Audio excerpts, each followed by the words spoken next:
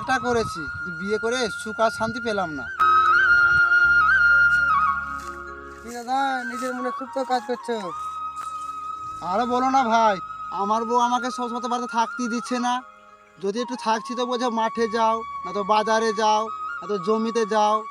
সব সময়তেই বাড়িতে থাকতেই দিচ্ছে না। হচ্ছে বীজ দিয়ে এসেন একটু গল্প করি। ঠিক বলেছো ভাই, চলো একটু বসি, এলে গেলাম।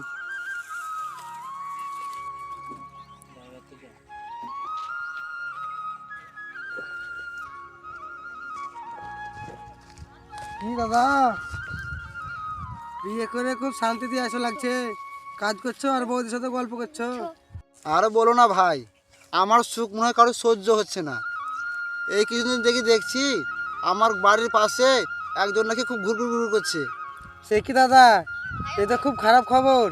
যখন আমি বাড়িতে থাকি না তখনই দেখি ছেলেটা খুব ঘুরঘুর করছে। এই কেসটা কি আমাকে জানতেই হবে। ঠিক আছে দাদা, আপনি বীজটা দেন, আমি আমার বাড়ির দিকে দেখা করি। ঠিক আছে যাও, আমি বিষটা দিয়ে দিই। হ্যাঁ।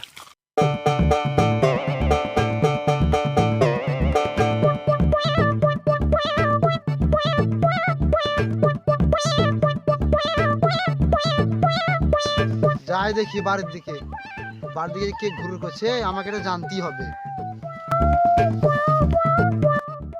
আজকে সালা মাঠেই যাব না, দেখি আমার বাড়ির আশপাশে কে ঘুরঘুর করছে। যখনই আমি বাড়িতে থাকি না তখন কেউ যেন আমার বাড়িতে ঘুরঘুর করছে।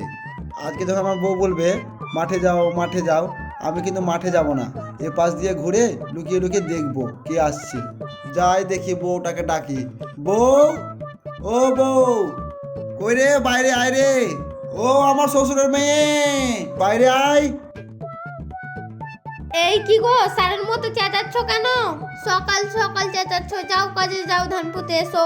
যাও মাঠে যাও, মাঠে না গেলে খাবো কি? মাঠ থেকে এসে বাজারটা করে এনে দেবে, যাও তাড়াতাড়ি যাও। আমাকে দুটো খেতে দাও, খুব খিদে পেয়েছে।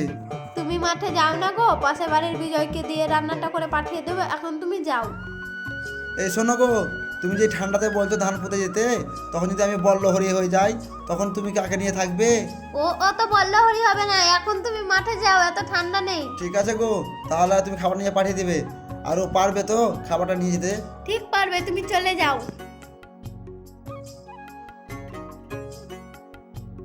এইখানে চুপটি করে বসে থাকি, যখন সালা ঢুকবে তখন ওকে হাতে নাতে ধরবো আজ। যাই এবার বিজয়কে ডেকে আমার প্রেমের কথাটা বলি আর ঘরে গিয়ে ফোনটা করি।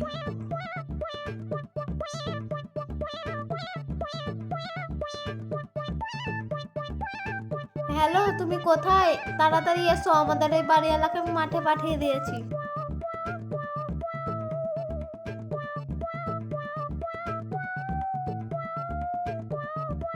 এসো এসো এসো, তাড়াতাড়ি এসো ঘরে।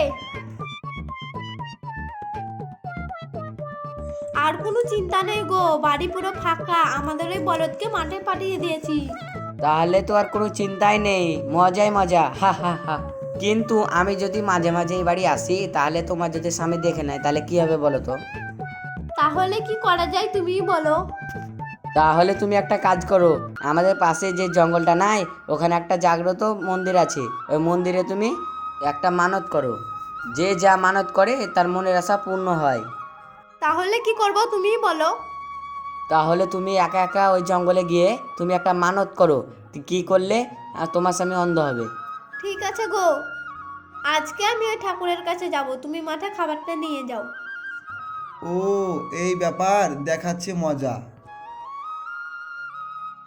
ঠিক আছে, এই ব্যাপার, তুই তো ঠাকুরের কাছে যাবি বর চাইতে, ঠাকুরের পেছনে লুকিয়ে বরটা তোকে আমি দেব।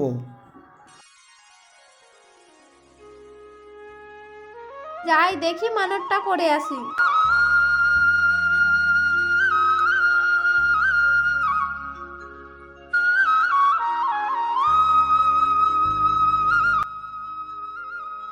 হে ঠাকুর, আমার বউ আপনার কাছে আসছে বর চাইতে, আপনার হয়ে বরটা আমি দেব, আপনার শুধু পেছন দিকে একটু জায়গা দেবেন।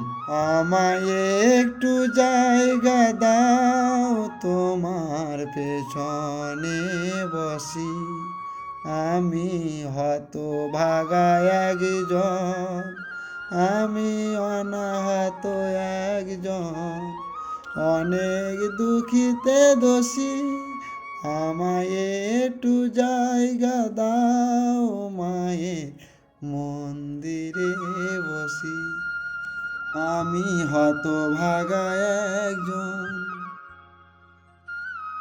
আমি তাহলে ঠাকুর আপনার গাছের উপরে বসছি, আপনার হয়ে বরটা আমিই দেব।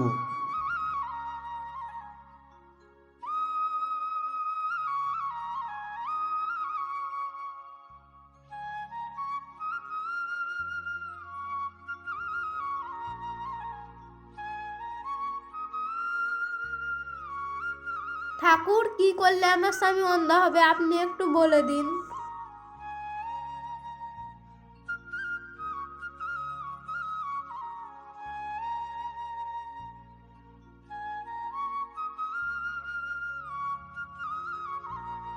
শোন মা, তোর স্বামী অন্ধ হয়ে যাবে, তুই তোর স্বামীকে ভালো মন্দ খাওয়াবি, বাড়িতে গিয়ে নিয়ে দেখবি একটা চোখ অন্ধ হয়ে গেছে।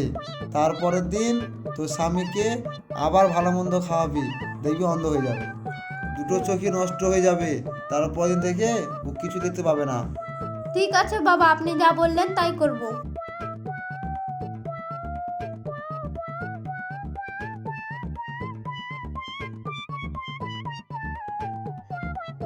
এবার হলো আসল মজা, তোমার হয়ে বরটা আমি দিয়ে দিয়েছি।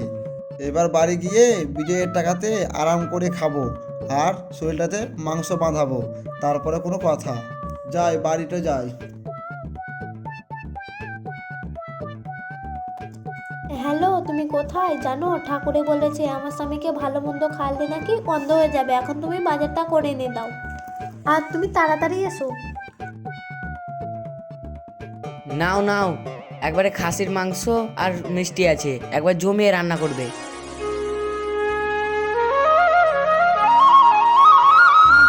কি ব্যাপার, বাড়িতে খুব সুন্দর সেন্স আছে, নিশ্চয় মানে ভালো মন্দ রান্না হয়েছে। বউকে ডাকি। বউ, ও বউ, দুটো খেতে দাও গো, খুব খিদে পেয়েছে। এসো এসো এসো, তোমার জন্য খাসির মাংস রান্না করেছি, এসো। এরকম যদি রোজ রোজ রান্না হয় তাহলে তো বাস।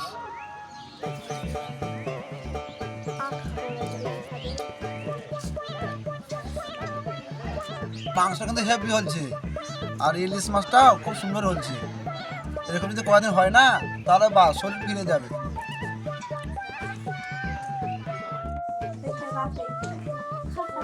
আহ, খাওয়া দাওয়া খুব জব্বর হলো।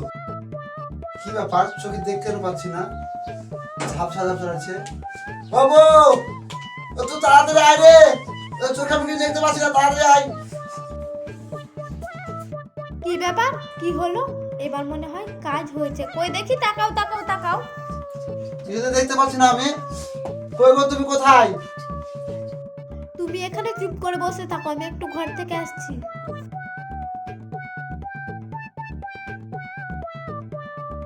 এই তুমি তাড়াতাড়ি এসো, কাজ হয়ে গেছে। কই গো, তুমি কোথায় গেলে গো? এসো, তুমি বাইরে বসবে। কেন, ঘরে কি হলো?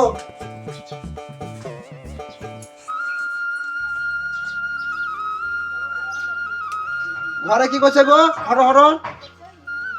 ও কিছু না, বেড়াল ঢুকেছে।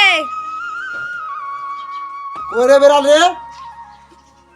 পাশে একটা লাঠি আছে, দেখো তুমি, নাও নিয়ে হট হট করো, দেখো পালিয়ে যাবে। ও লাঠি পেয়েছি, যা হুস। আহ, চলো আমরা বাইরে বসি, কানা তো কিছু দেখতে পাবে না। ঠিক আছে চলো।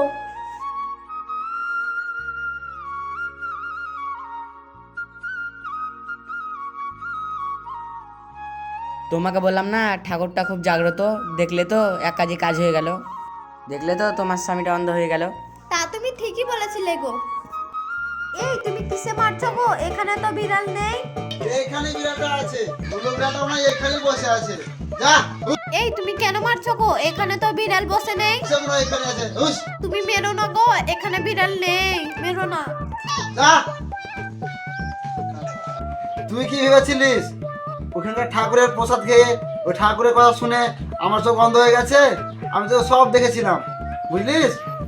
তুই কি ভেবেছিস ওখানকার ঠাকুরের কথা শুনে তুই আমাকে চোখকে অন্ধ করে দিবিস? আমি জানি রে, তোদের কথা সব শুনেছিলাম।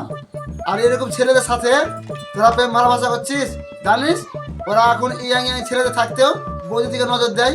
তুমি ছেড়ে দাও গো, তুমি ছেড়ে দাও, ছেড়ে দাও গো, ছেড়ে দাও। ওর তো ব্যবস্থা হলো, এবার তোর ব্যবস্থা করবো, বুঝলিস? বাড়িতে কেউ থাকে না আর তুই অন্য লোকের সঙ্গে ঘুরু ঘুরু করছিস। বল।